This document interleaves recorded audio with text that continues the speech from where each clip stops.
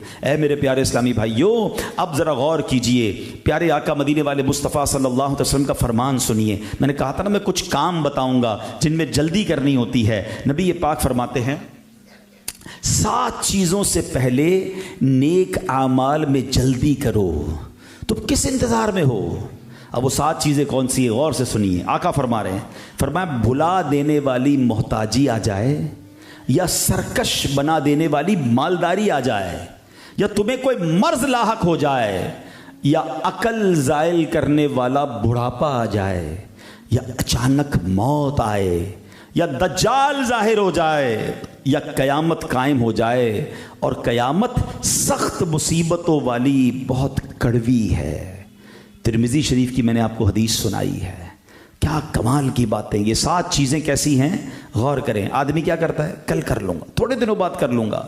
کبھی تنگ دستی آ جاتی ہے، اچانک پیسے چلے جاتے ہیں، کوئی نقصان ہو جاتا ہے، اب بندہ مال کمانے میں مصروف ہو جاتا ہے، قرضے اتارنے میں مصروف ہو جاتا ہے، اب اسے نیکی کرنے کا ٹائم ہی نہیں ملتا۔ بلکہ بعض اوقات پیسے ہوتے ہیں، لوگ کہتے بھی ہیں اللہ نے بہت دیا، کوئی اللہ کا گھر بنا دو، کوئی نیکی کا کام کر لو، بس تھوڑے اور ہو جائیں پھر خرچ کروں گا، اور تھوڑے دنوں بعد وہ سارے ہی چلے جاتے ہیں۔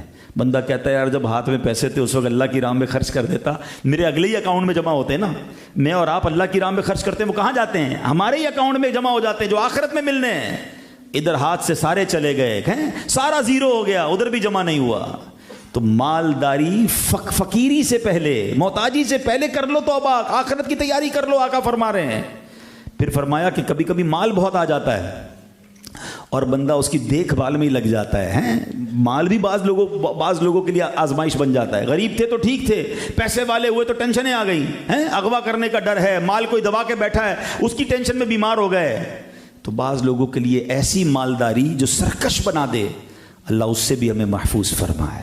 پھر فرمایا تمہیں کوئی مرض لاحق ہو جائے، بندہ بالکل صحت مند ہوتا ہے، نیکیاں نہیں کرتا، گناہ کیے جا رہا ہے، اور پھر ایسا لاغر ہو جاتا ہے کہ پھر کھڑے ہو کے نماز بھی نہیں پڑھ سکتا، ایسی بیماری آ جاتی ہے کہ پھر تلاوت بھی نہیں کر سکتا، پھر سوچتا ہے کاش وہ جب صحت تھی تو اس میں عبادت کرتا نا۔